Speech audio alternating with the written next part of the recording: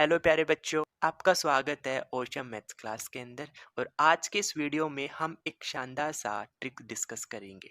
आज हम जो ट्रिक डिस्कस करेंगे वो ट्रिक रहेगा कि किसी नंबर को हम 11 से कैसे मल्टीप्लाई करेंगे। और 11 से मल्टीप्लाई हमें बहुत सी जगह कैलकुलेशन में करना पड़ता है, तो आप ये ट्रिक सीख लेंगे तो आप अपनी कैलकुलेशन को फास्ट बना लेंगे। तो चलो मैं स्टार्ट करता हूँ। बहुत इजी ट्रिक है, जल्दी से हम समझते हैं। पहला मैंने एग्जांपल लिखा, 13 को 11 से मल्टीप्लाई करना है। किससे मल्टीप्लाई करना है? 11 से। ध्यान रखना, 11 से आपको मल्टीप्लाई करना है, चाहे उस नंबर में 2 अंक हो, 3 हो, 4 हो, चाहे कितने भी अंक हो, लेकिन उसके साथ एक नंबर कितना होना चाहिए? 11 होना चाहिए, या फिर 11 का मल्टीपल होना चाहिए। सारे एग्जाम्पल समझो, आपका कॉन्सेप्ट अच्छे से क्लियर हो जाएगा। 13 को किससे मल्टीप्लाई करना है? 11 से। तो 11 हमें पता चल गया। अब 11 को तो आप साइड में भूल जाओ। अब हमें 13 से ही मल्टीप्लाई करना है, तो 13 को देखो आप। 13 का यूनिट डिजिट कितना? 3। तो आप 3 ऐसा का ऐसा लिख दो। अब इस यूनिट डिजिट से आप चले जाओ सेकंड डिजिट पे और इन दोनों को ऐड कर दो। 3 में 1 ऐड कर दोगे तो कितना आ जाएगा? 4। और आप इस सेकंड डिजिट पे पहुंच गए थे, तो क्या आगे जाने के लिए है ऑप्शन? नहीं, तो इसी पे रह गए।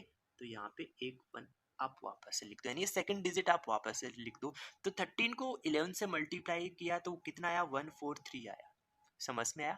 2 नंबर एग्जांपल देखो। 45 को मल्टीप्लाई करना है 11 से। 11 से मल्टीप्लाई करना है, स्किप कर दो। 45 को देखो, इसमें यूनिट डिजिट कितना? 5। तो ये 5 ऐसा कैसा लिखा। यूनिट डिजिट से सेकंड डिजिट पे चले जाओ, 4। तो 5 प्लस 4 कर दो, कितना आएगा? 9 आएगा। अब क्या सेकंड डिजिट से आगे डिजिट है? नहीं, तो ये सेकंड डिजिट ऐसा कैसा लिख दो। तो जब हम 45 को 11 से मल्टीप्लाई करेंगे तो 495 आएगा। आया समझ में? नेक्स्ट देखो, अगला एग्जाम्पल देखो। 125 को गुना करना है हमें 11 से, मल्टीप्लाई 11 से करना है, स्किप कर दो। आप इसी नंबर को देखो। देखो यूनिट डिजिट कितना है? 5। ऐसा कैसे लिख दो? यूनिट डिजिट से आप चले जाओ सेकंड डिजिट, तो कितना? 5 प्लस 2, यानी इन दोनों को ऐड कर दो। तो 5 प्लस 2 कितना आ जाएगा? 7 आ जाएगा। अब आप सेकंड डिजिट से चले जाओ थर्ड डिजिट पे, तो 2 प्लस 1 कितना आ जाएगा? 3 आ जाएगा। तो आप ये थर्ड डिजिट ऐसा कैसे लिख दो, क्योंकि यहाँ पे थर्ड डिजिट से आगे जाने का कोई ऑप्शन नहीं होता, तो आपको एक बार फिर आपको वही डिजिट लिख देना होता है। तो 125 को 11 से गुना करेंगे तो 1375 आंसर आएगा। आप चेक कर सकते हैं, इतना फास्ट आप निकाल पाओगे। ओके, नेक्स्ट एग्जांपल देखो। 4235 को हमें 11 से गुना करना है। 4235 को हमें 11 से गुना करना है, तो 11 से गुना करना है, स्किप कर दो, हमें समझ में आ गया। अब देखो, आप इसका यूनिट डिजिट कितना? 5। ऐसा कैसे लिख दो? इस एक अंक से दूसरे अंक पे चले, तो 5 प्लस 3 कितना आ जाएगा? 8 आ जाएगा। अब इस दूसरे डिजिट से थर्ड डिजिट पे चलो, तो 3 प्लस 2 कितना आ जाएगा? 5 आ जाएगा। अब इस थर्ड डिजिट से फोर्थ डिजिट पे चलो, तो 2 प्लस 4 कितना आ जाएगा? 6 आ जाएगा। क्या अब आपके पास आगे ऑप्शन है? नहीं, तो इसी डिजिट को एक बार फिर लिख दो। तो 46,585 आएगा जब आप 4,235 को 11 से गुना करेंगे। करके देख लो, इतना फास्ट आप कर पाओगे। नेक्स्ट एग्जांपल देखो। 19 को हमें गुना करना है 22 से।